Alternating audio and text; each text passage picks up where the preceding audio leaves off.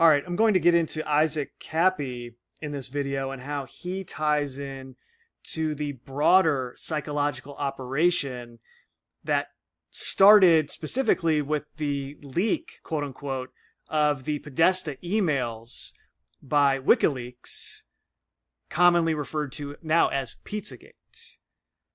As you can see here, Isaac Kappy began posting his viral, unverified conspiracy accusations and videos online in July and August of 2018.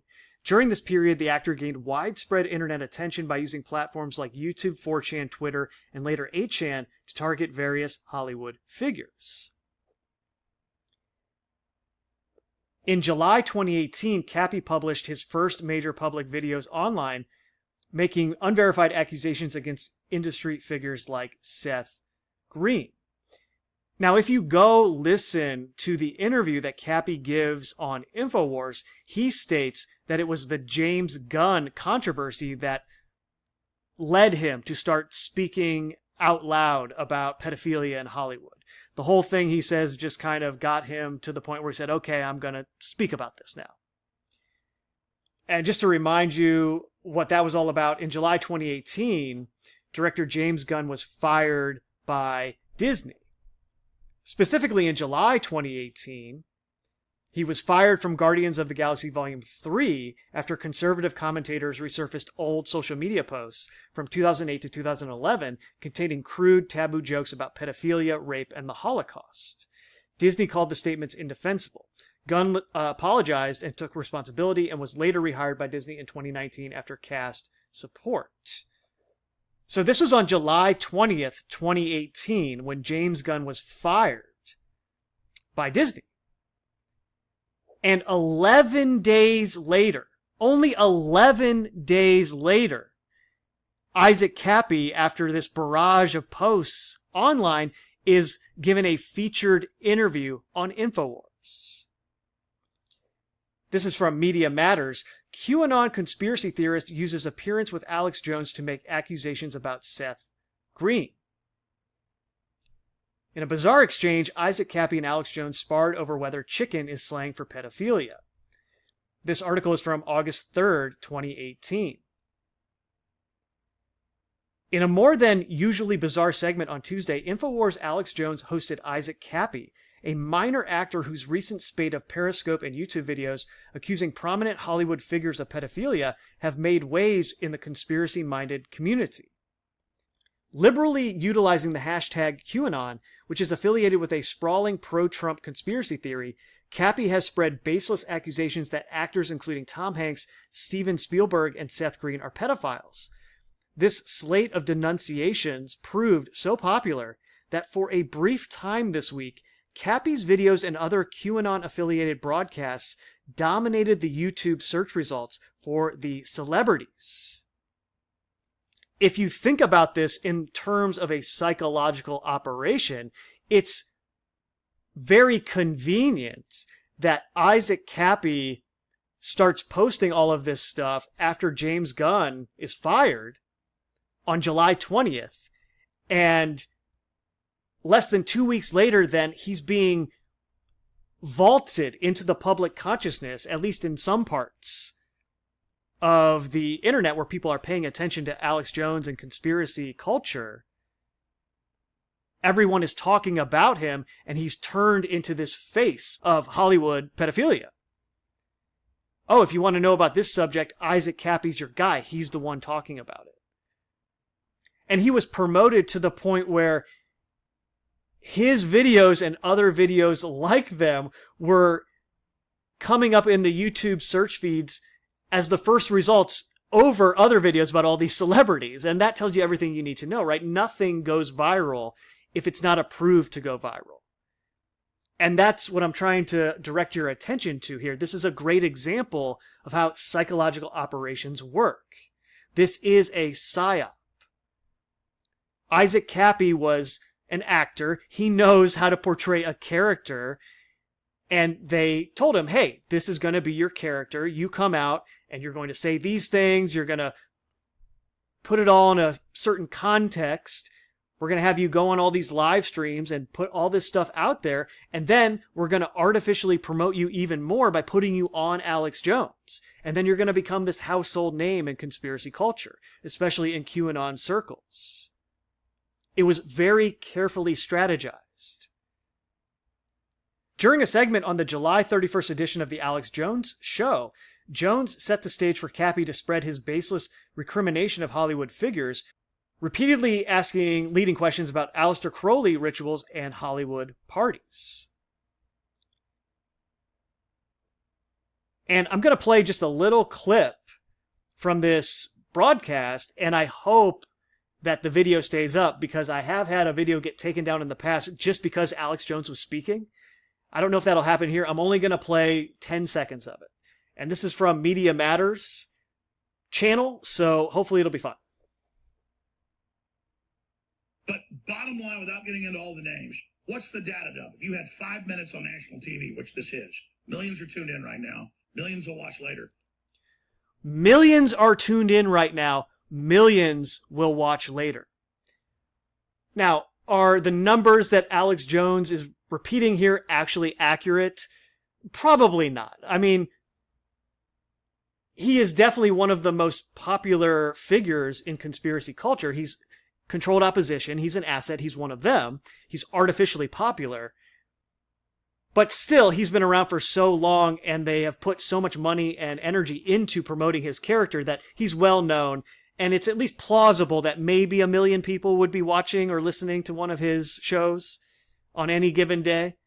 I don't know about that. It's kind of like these YouTube channels that have, 150,000 subscribers, or even 50,000 or 30, whatever it is, right? And then you look at their actual numbers on a live stream and it's 100 people watching. It's like, well, there's no way those numbers are real. So this is just something they're telling us. I don't know if it's actually accurate, but that's kind of beside the point. It's the principle of the matter. Isaac Kappy was a Hollywood actor. He had turned himself into an internet personality. He was very active on these platforms, and then it was like they flipped his switch and said, okay, you're on. And James Gunn transpires, and then he is starting to say some pretty inflammatory stuff about Hollywood celebrities.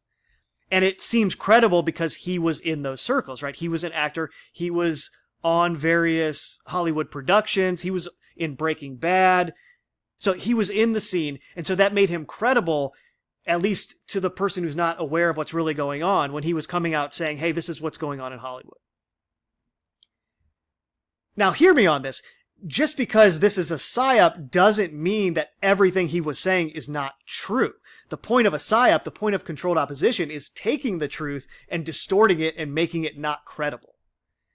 So you create a character like Kappy, and then you script this chain of events that will unfold, that will make what he talked about seem crazy or unrealistic or just totally outlandish. And indeed, Alex Jones is the king of doing that, right? All the truth that's been on InfoWars over the years is totally distorted by his character, which is absolutely ridiculous.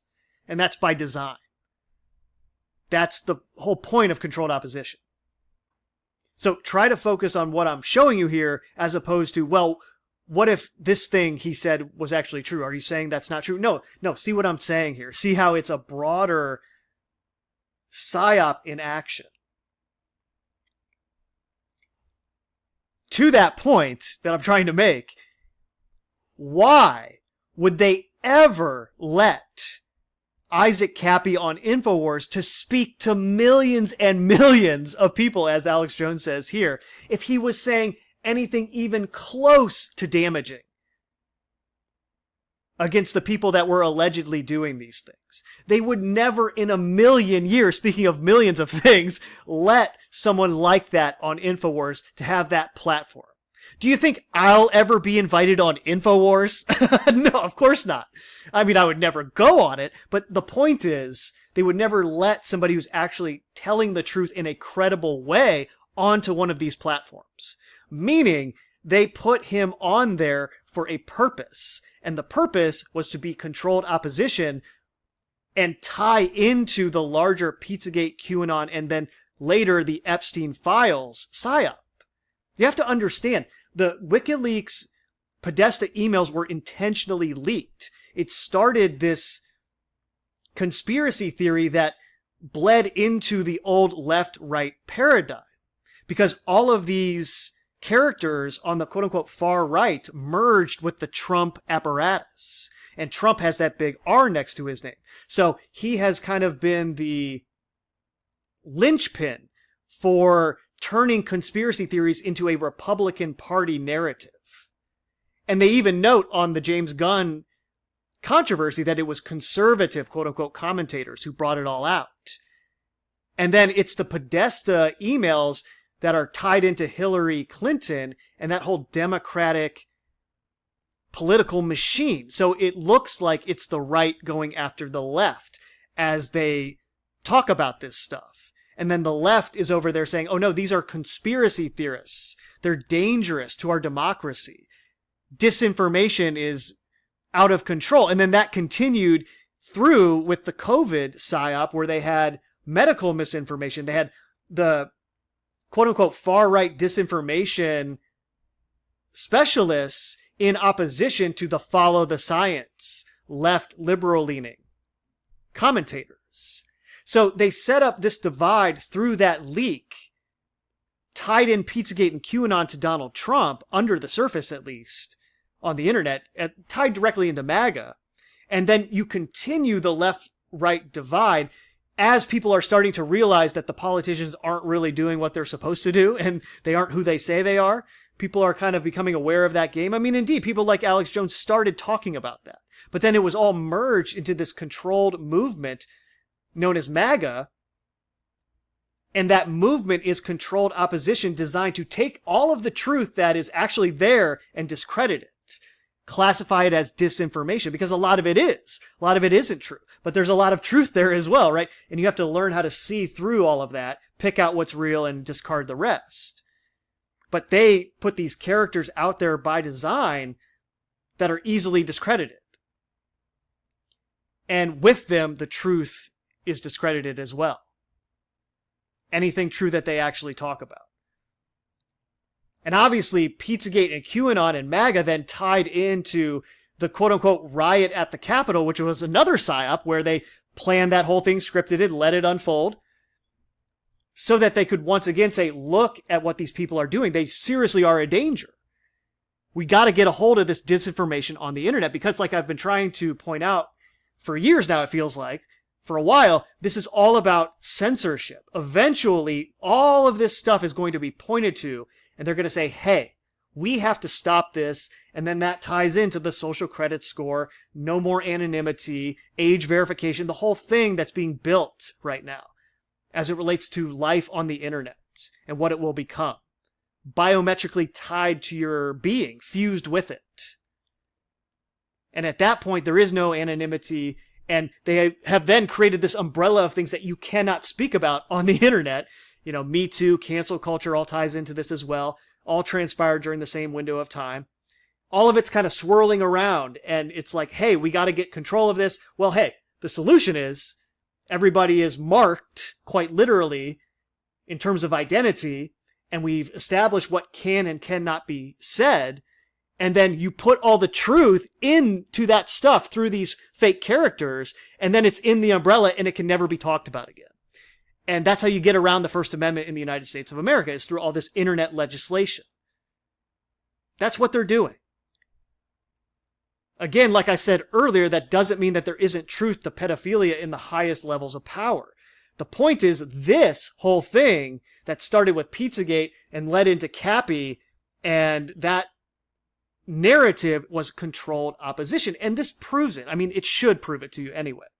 They would never, ever, knowing that InfoWars is controlled and is their platform, they would never, ever let someone on it who was telling the truth about those subjects in a way that would damage the agenda in any way, shape, or form. Do you understand what I'm saying? Millions and millions of people are going to listen to this, and they're going to let Kappy on? No, that's not how it works. Isaac Kappy was one of them. And to my point about trying to decipher what's really going on there. As the story goes, he commits suicide on May 13th, 2019.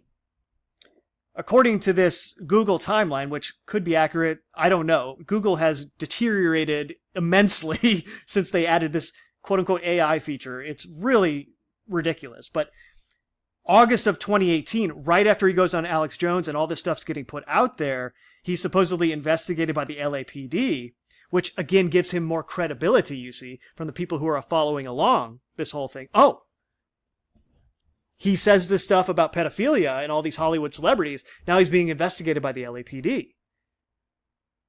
And then on the other side, there's this alleged incident with Paris Jackson, and they say, oh, you know, he was having some mental problems and he was really spiraling out of control as it got closer to the time where he committed suicide. And what I'm getting at here is,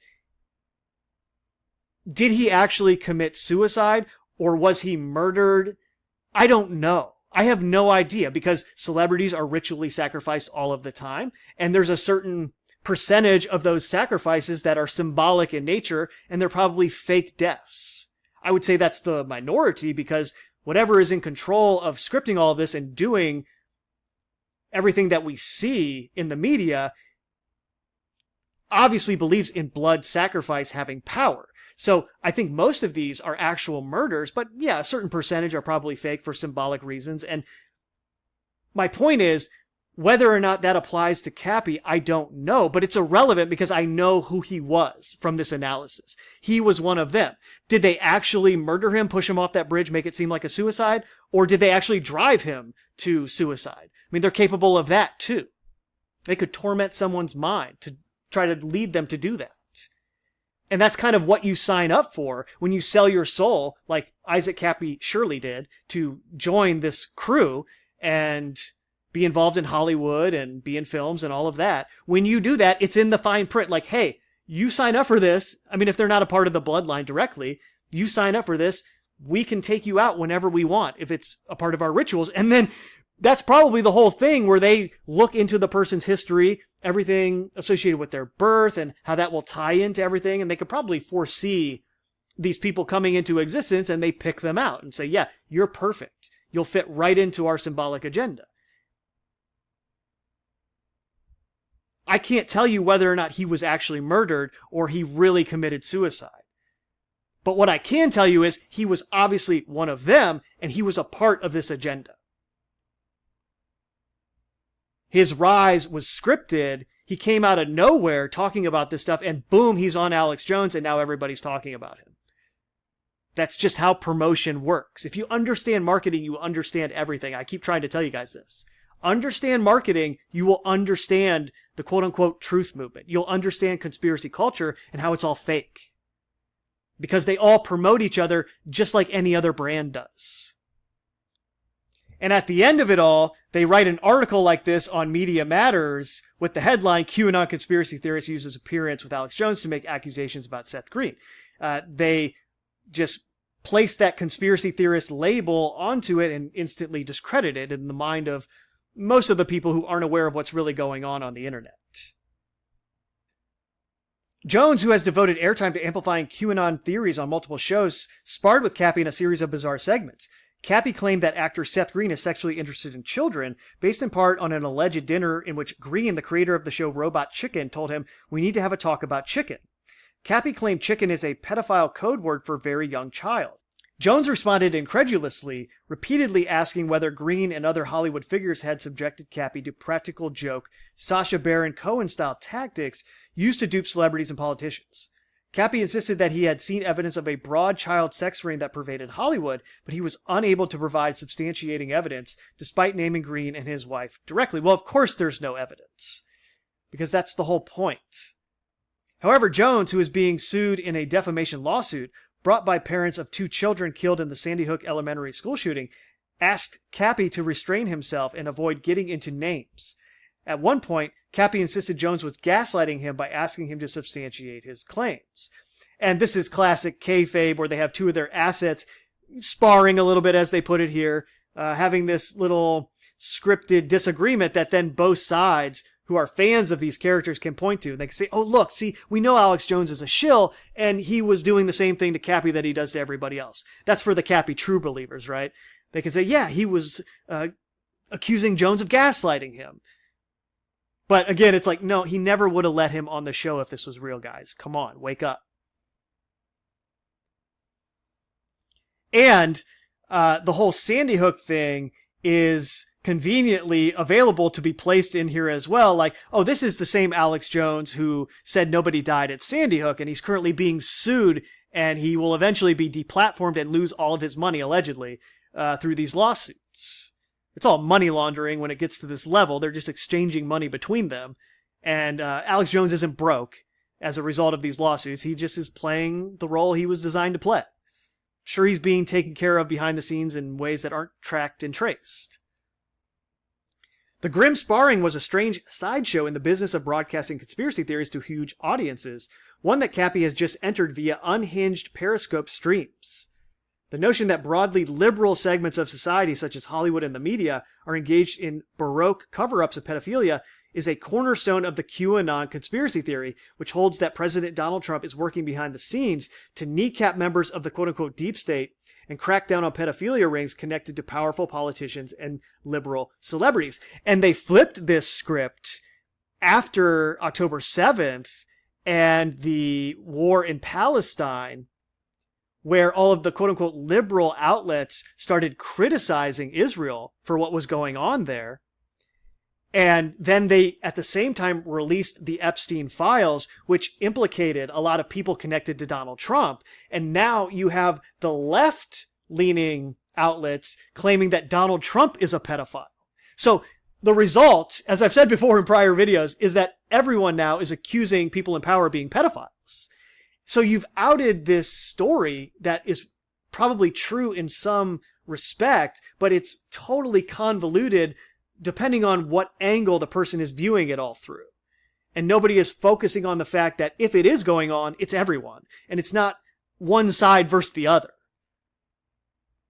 And that was the role that Donald Trump, as the quote-unquote outsider, was trying to play. They're trying to do with Massey now. There's always a character that's on the quote-unquote outside who is very much on the inside, but he's pretending to be that outside character telling the real truth about what's going on. And again, they're just absorbing your energy. Because if this is really going on, it's outrage-inducing. It evokes a lot of energy from people, and they have to have a whole thing in place to absorb that energy. Otherwise, it could topple the whole system. That's the point of controlled opposition. The claim has flourished for months in online message boards, despite just recently coming to mainstream attention. The recklessness of Kappy's claims is a powerful illustration of just how far some conspiracy theorists are willing to go in pursuit of infamy, and a chilling portrait of the lengths to which conspiracy adherents might be willing to go to stop the horrors they imagine. There it is, man. That's the sentence. They're going to point to this, and somebody's going to do something in a huge psyop at some point in the future that is going to be pointed to like, hey, yeah, this is what all of this freedom of speech on the internet has created. It has to end. And it'll be Patriot Act 2.0, legislation already drafted, and they'll ram it through Congress and every other place on earth probably at some point, you know. It's the Digital Patriot Act 2.0.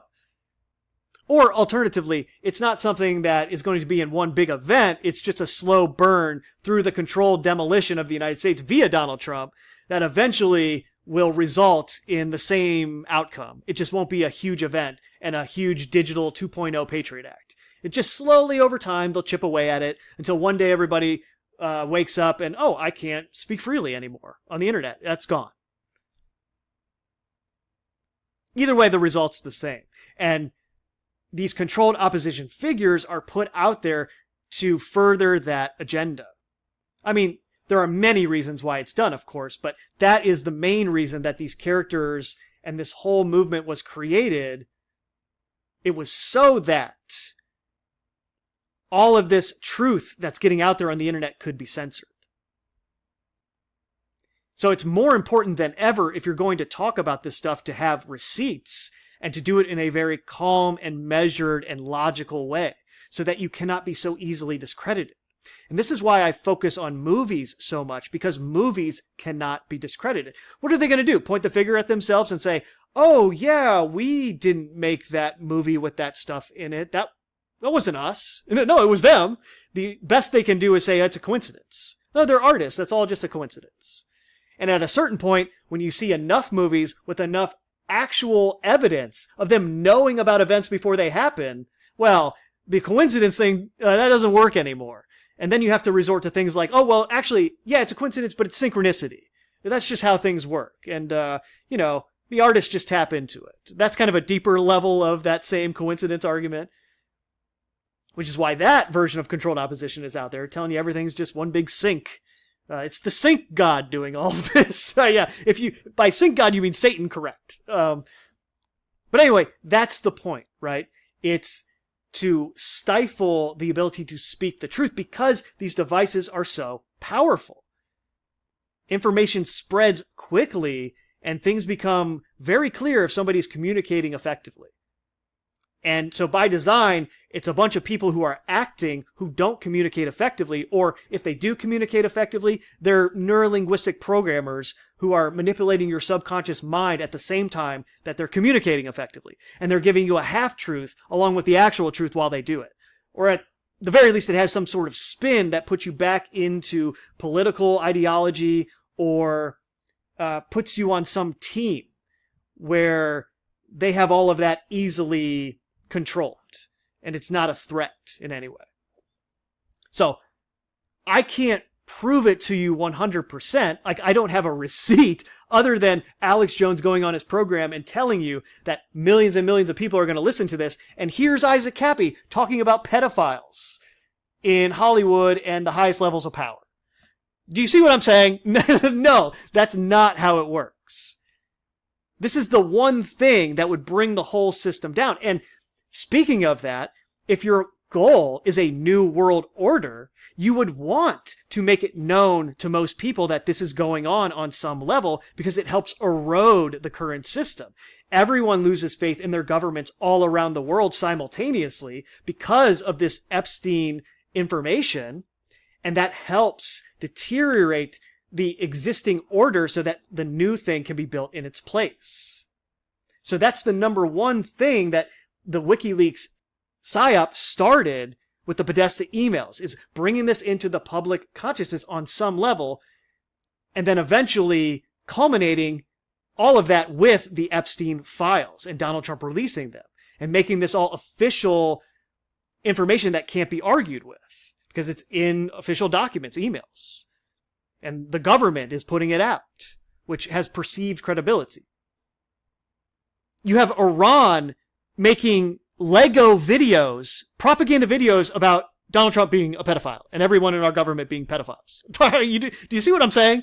And of course, Iran, quote unquote, did that. That was the same people who are in control of everything, doing this stuff. It's kayfabe. But that's what's going on here, to me. Okay? Could I be wrong? Sure. Isaac Kappy was a part of this thing. This broad psyop to bring all of this to the attention of the mind, but in a way that it would never damage anything or lead to any kind of change at all, other than the change that they are steering through. All of that collective energy that responds to the revelations in all the ways that they have it scripted. And that's my point about it being left versus right. They put you right back in there through the way that they revealed the information. And they have people so confused, most don't even know what to think at this stage because they haven't been around long enough, they haven't seen this stuff long enough, and so they don't know what to think, they don't know what's true and what isn't. Hopefully a video like this can help you see the important details to pay attention to. I could go through every stream that Kappy did and say, well, this thing is true, this thing most likely isn't, and, word for word go through it. Or I can focus on the fact that they put him on InfoWars. And if they put him on InfoWars, he's one of them. It's pretty easy, right? And therefore, logically, everything that he did was a part of a larger psyop designed to mislead you. He was controlled opposition. And like I said earlier, I have no idea what actually happened to him in the end. All I can tell you is they said he committed suicide. But those details are irrelevant to the function that he was playing. And that is likewise irrelevant to you understanding the truth of what's really going on here. He's not one of you. He's not your friend, just like everybody else that you see on YouTube and conspiracy podcasts. Okay? They're 100 moves ahead of you. And until you start viewing the information like that, you're going to be behind. That's it for this one. Later.